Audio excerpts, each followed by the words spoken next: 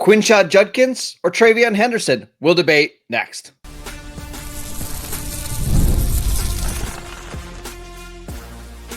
You are Locked On Dynasty Football, part of the Locked On Podcast Network. Your team every day. Here are your hosts, Mosher and Kate Magdziuk. Welcome back to the Locked On Dynasty Football Podcast, part of the Locked On Podcast Network. Your team every day. We'd like to thank you for making us your first listen of the day. Today's episode is brought to you by Game Time. Download the Game Time app, create an account, and use promo code LOCKEDONNFL for $20 off your first purchase. Welcome back. I am your host, Mosher. You can follow me on Twitter at Marcus_Mosher. Joining me today, as always, is Kate Magdziuk. You can follow her on Twitter at Kate Magdziuk.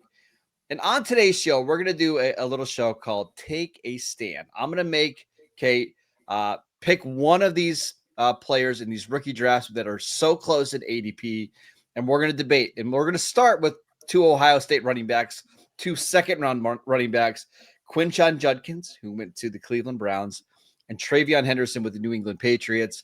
Right now on Dynasty League Football, if you look at their Superflex ADP, Kate, Henderson is 6th overall with an ADP of 6.1. Judkins is 7th with an ADP of 6.8. So they couldn't be closer. If you are on the clock at pick 6, who you take it? Marcus, let me just preface this by saying that I have flipped these two back and forth in my rookie rankings over and over and over again. And I do think that if their landing spots were swapped, if Quinshon Judkins ended up with the New England Patriots for me, it would be a clear-cut Quinshon Judkins. It makes it more complicated because I wish they had flipped landing spots, personally. Yep. Now, I think TreVeyon Henderson steps into what you could argue is the better situation. The Patriots are building this organization back up from the ground up. They get a fresh start, right? They get a young quarterback who's still got a ton of potential, plenty of athleticism, some rushing upside there at the quarterback position. They're rebuilding like their entire team right now. I don't have that same direction for Quinshon Judkins in this Cleveland Browns offense. So while I like both running backs, while I think Quinshon Judkins profiles as more of the typical volume-based running back, every time I think about it, I'm leaning a little bit more in TreVeyon Henderson's direction for now. Yeah, where are you at? This one's really tough because I'm like you. I love both running backs. Judkins was one of my favorite players in the class, but going in from like a real life NFL perspective, I had Henderson as the second best running back in this class. And I actually think this is a pretty good landing spot for TreVeyon Henderson because you're playing with not an established quarterback, but let's say an up and coming quarterback. I actually have faith that Josh McDaniels knows how to run an NFL offense. Kate, in 2022, Josh McDaniels was the head coach of the Las Vegas Raiders when Josh Jacobs led the NFL in rushing yards, led the NFL in yards per scrimmage. So, like, we know that he can be really good at designing a run game. And I think, certainly if you're in a PPR league, Henderson is just going to be the more viable receiver. And I think the plan is for New England to let Ramondre Stevenson do some of the inside running, and then Henderson be the big play merchant, right? Like the guy that gets the screens, the swing passes. We get him on sweep plays and toss plays.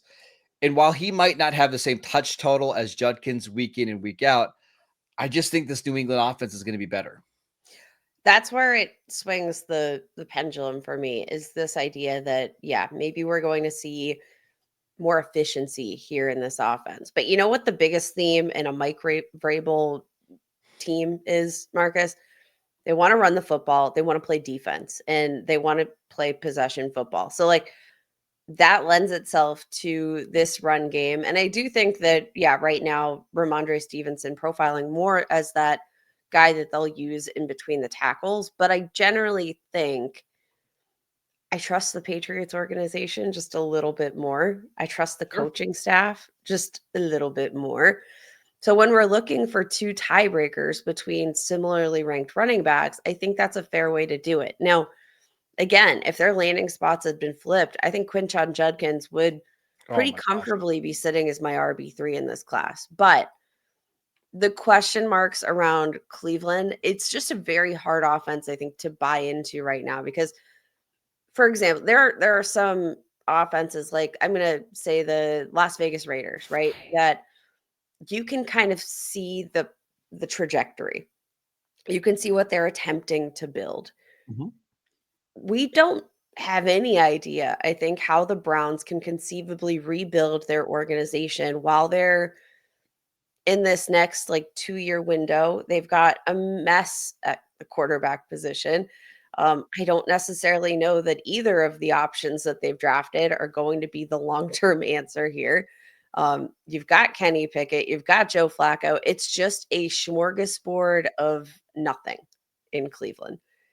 And that is what scares me from an offensive production standpoint, because we know that, like, even if he's getting, let's say, 80% of the rush attempts in Cleveland, does it amount to as much as we'd like it to in terms of time of possession? Does it amount to as much as we want in terms of the level of efficiency they can get if they don't have support in the passing game? Let me ask you this. If Judkins ends up being the better dynasty asset with the Browns, how does that work? Like, how does that situation play out? I don't want it to be like a Henderson is bad or doesn't get the touches, but how does this work out for Cleveland and Quinshon Judkins? I think if we're projecting a world where Quinshon Judkins comes out on top in this argument between these two running backs, it's probably going to be a situation where they decide to take the air out of the football entirely and just absolutely lean on the run game while they're trying to fix this quarterback position. Now, again, I don't necessarily know that there's a world where you can give Quinshon Judkins enough volume that it's going to make up for maybe some of the deficiencies you get in the efficiency department.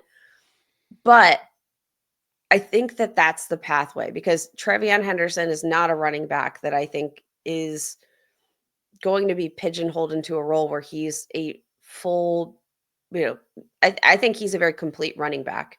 I think he has a 3-down skill set. But does he have the workhorse portion of that 3-down skill set where you're going to give him 20 plus touches a game? I can just more easily picture that being Quinshon Judkins in terms of Yeah, that here's role. one of the things I will say. I think Kevin Stefanski is one of the best offensive minds in the league. Now, he's had a lot of different quarterbacks, but he's been pretty good at piecing together an offense with a lot of players that maybe we wouldn't want or don't think of. And the Browns do have a really good interior offensive line. They're hoping Jack Conklin, the right tackle, could stay healthy. They've got some major issues on the left side, but in theory, this offensive line should be good. And I think Quinshon Judkins is a good fit.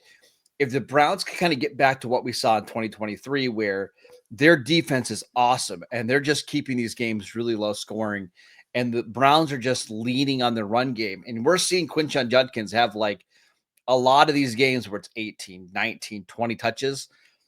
He's not a bad player in the receiving game, so I don't think he's going to be a zero there. I just think there's a chance that we could see him get a monster workload. And even if it's not super efficient, it's just so much work in a run heavy offense that he ends up becoming a pretty good player. That's how he ends up surpassing Henderson in value. Now, question for you, because I do think generally speaking, we've looked and viewed TreVeyon Henderson as the better running back, the better running back prospect. I think he earned a couple of brownie points, putting up a really outstanding combine Mhm. performance. It really showcased his athleticism that I don't think we necessarily saw on an every down basis at Ohio State. I don't think it's always shown up, but we knew he wasn't a bad athlete for sure. Um, where would you rank Quinshon Judkins in the 2024 running back class? Number one, easily Okay. by at least a half round grade, easily. So I think that gives you some insight as to what a luxury having this conversation is. Yeah, yeah. Again, I think they're very, very close, but a lot of you guys are going to be on the clock at some point in your rookie drafts, and you're going to have to decide. We would lean Henderson, but I don't think if you decide to go Judkins, I think it's totally acceptable, and I would completely understand why. Okay, let's have another discussion, and let's do some tight end one in this class because it's still up for debate. Let's discuss who we would rather have between Tyler Warren and Colson Loveland next. This episode is brought to you by Game Time. There's nothing like the atmosphere of an NBA playoff game. Every bucket, every defensive stop, every moment feels huge. It's electric in the arena. And with Game Time, you can be a part of it without the stress of last minute ticket hunting. Game Time makes it fast and easy to get playoff tickets, even when the demand is sky high. Prices on the app actually go down as tip off gets closer, and their last minute deals can save you up to 60%. One of my favorite features in the Game Time app is the all-in pricing. There's no surprise fees at checkout. What you see is what you pay. Take the guesswork out of buying tickets with Game Time.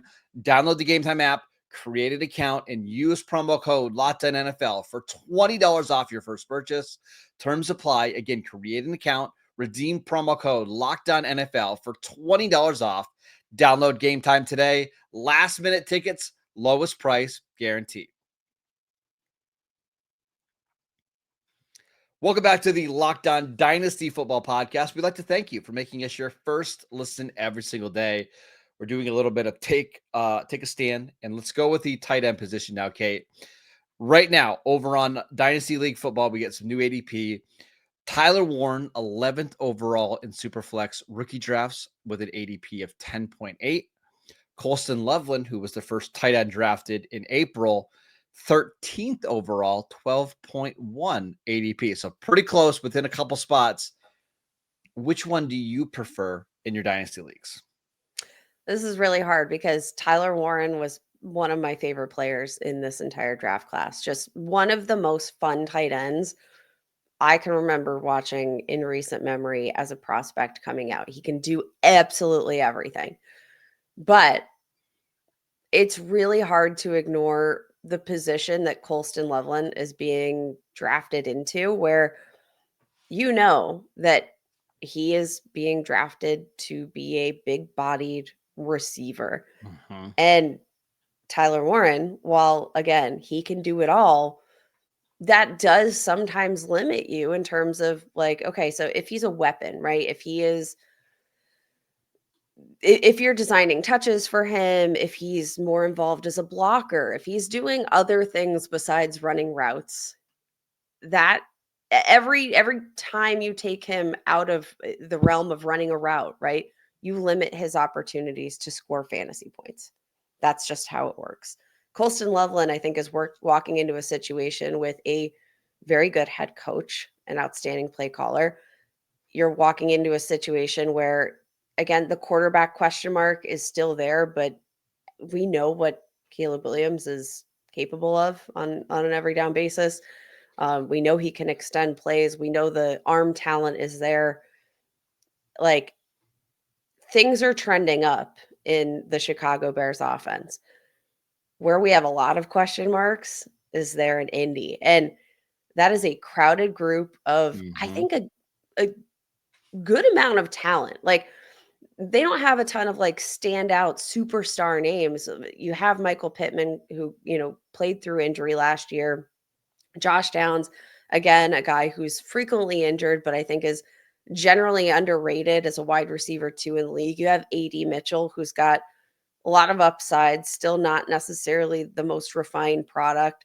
You have Alec Pierce as a deep threat. Like, they've got a really deep group of receiving weapons. And Tyler Warren, I think, fits into that mess kind of wonderfully because he can work over the middle of the field. He can do a little bit of everything. But he's a perfect fit with Shane Steichen. Like, he's a perfect scheme absolutely fit.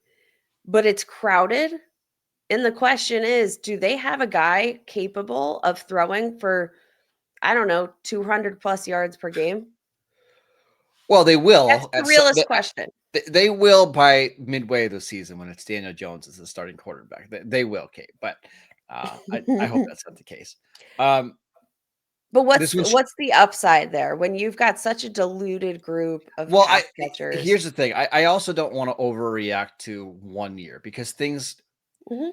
change so fast. And when you're drafting these guys in your rookie drafts, you know that it's for the long term, right?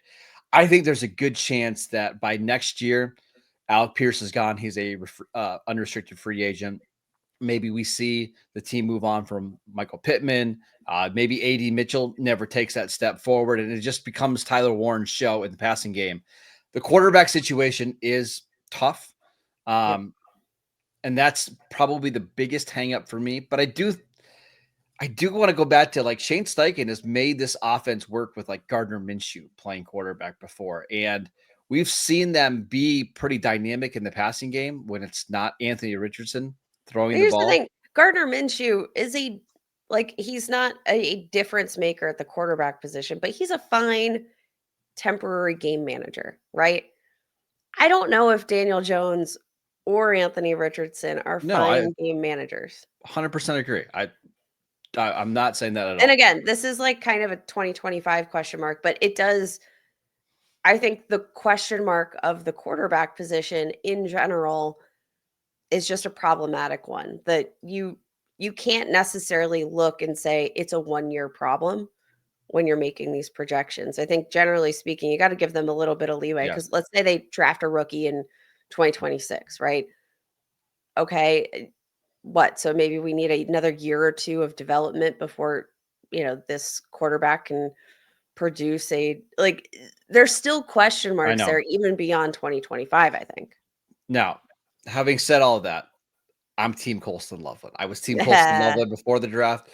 And maybe I'm being the mayor of Narrative Street here a little bit, but I keep coming back to this, Kate. Ben Johnson, new head coach of the Chicago Bears, the very first draft pick he makes at pick number 10 with both tight ends on the board is drafting Colson Loveland. We saw what Ben Johnson was able to do with Sam Laporta as a rookie, 10 touchdowns right away, had a big role in the offense. I think Colson, as much as I love Sam Laporta, I think Colson Loveland is a way more talented player. Now, I know he's dealing with some injuries and all that kind of stuff, and I know the Bears have a million weapons, but I just won't be surprised if this is somebody that gets 5, 6, 7, 8 targets every single week in a Ben Johnson offense with a quarterback that I think is going to be a superstar in Caleb Williams.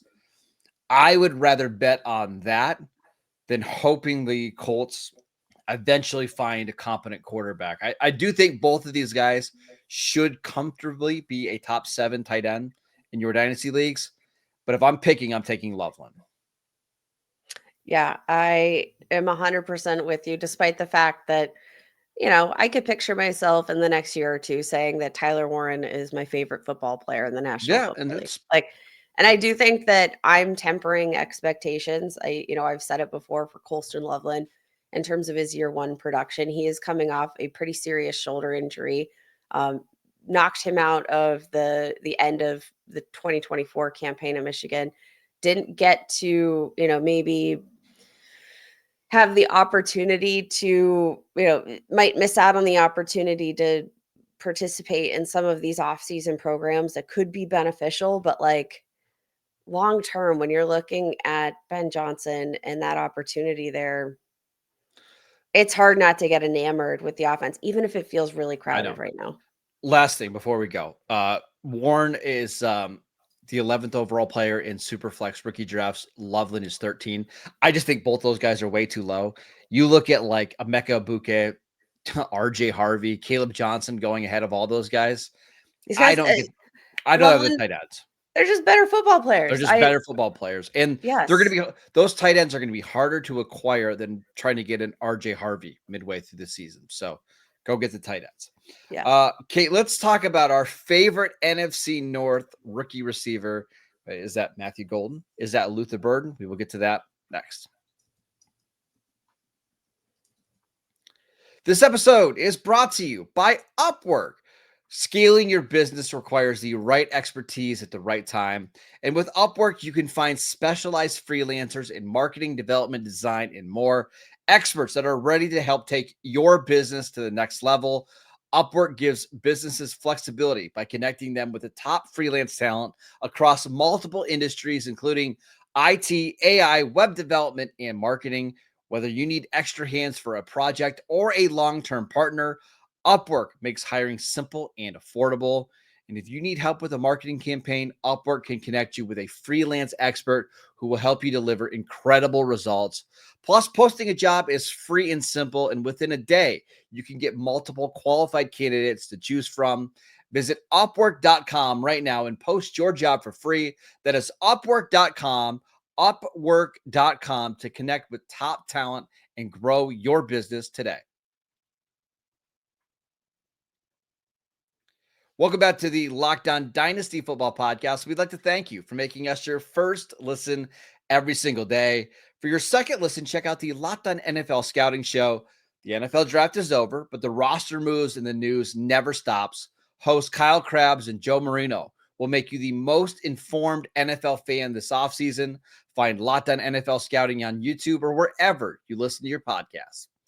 All right, Kate, let's talk about some rookie receivers. Right now on Dynasty League Football, you have Matthew Gold, wide receiver 4, 14th overall with an ADP of 12.9. And then right below him, Luther Burden, wide receiver 5, 15th overall with an ADP of 13.5. Who are you taking?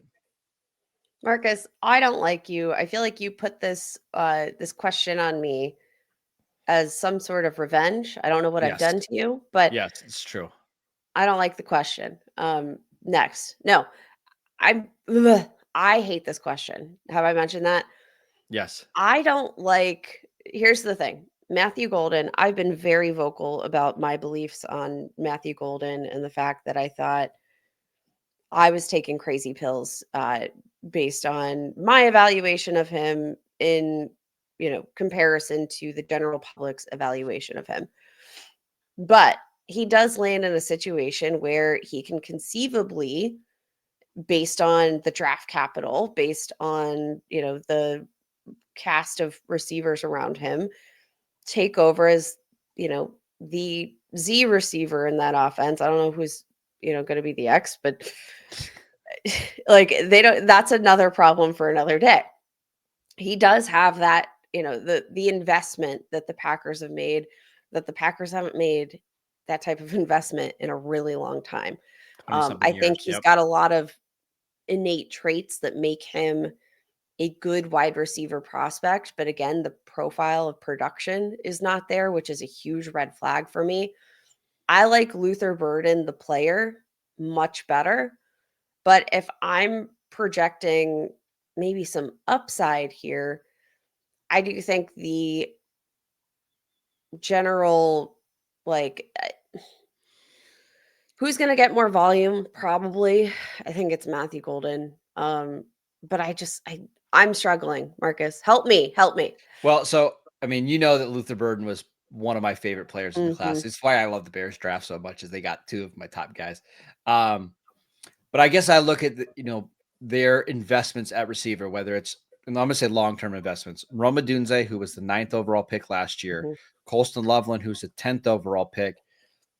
Those guys are just going to be in the way for Luther Burden's entire rookie contract, right? Because Rome's got the 5th-year option, Loveland's got the 5th-year option, Burden has 4 years, right? So those guys are going to be there. As for Matthew Golden, I think in a year from now, Kate, that receiver room could look entirely different. And It you could be got barren. yeah, and Romeo Doubs is a free agent. Christian Watson is a free agent. Dontavian Wicks can't catch. Jaden Reed is a slot receiver, kind of gadget guy. I like Burden's talent better, but if I'm picking one of these for my super flex leagues or my dynasty leagues, I would prefer Matthew Golden. I think that's fair. And again, the production and there's a lot of red flags for me when it comes to evaluate Matthew Golden. Like my biggest kind of concern definitely stems from the fact that, I mean, this was a team that, I think he just kind of disappeared on at times. Like you could watch a Texas game and forget that Matthew Golden is a part of the equation. That scares me, right? You didn't get that feeling watching Luther Burden play at Mizzou. No. You just didn't get it, right? And you didn't forget about him in the equation. I know that's kind of a anecdotal bit, but that's how I felt when evaluating these two players. Matthew Golden was forgettable, and the stats back it up. Never Yep, had that I true agree. breakout season.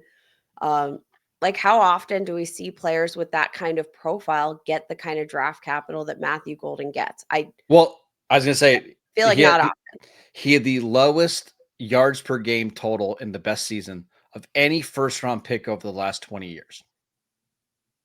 I think the only one that was lower was Matt Jones, who was drafted by the Jaguars, I believe in 2004, who was a quarterback in college who never played receiver. Whew.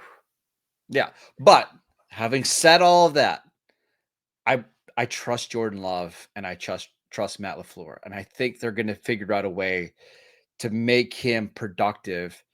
And I just think he's going to have more opportunity. I think his A dot is going to be much bigger or larger than Luther Burden. Sorry, Luther. I've got to side with Matthew Golden here. I don't love it. I'm not going to be like jumping up and down when I make that pick at the top of the first round, the bottom of the first round, top of the second round. But it is one that I would make. And I think that that's probably the right choice. Is there a choice that I feel good about making? Absolutely not. But I do think your point is a good one in like just evaluating what the wide receiver room could look like. It's just going Because to change so much for Green Bay over the next 18 months. yes, and we know the quarterback situation. We can feel good about that. And I think something else we can feel good about is the fact that yes, there has been a bit of a roller coaster in terms of like projecting this Packers offense and who's going to get the football, who's going to get the lion's share of the targets, any given week. But I think the like general string theme we have to put together is that usually it was somebody that was Yep. productive, right? Yep. Like it wasn't that nobody was productive.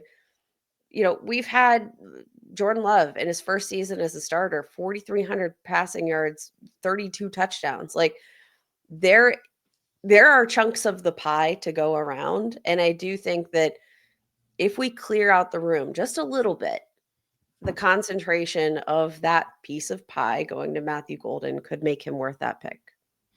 All right, that is it for today's show. We'd like to thank you for making us your first listen every single day. Make sure you're checking out the show on YouTube. Download the podcast wherever you get your podcasts. We are free and available on all platforms. Follow Kate on Twitter at Kate Magdziuk. I'm at Marcus _Mosher, and we will see you right back here tomorrow.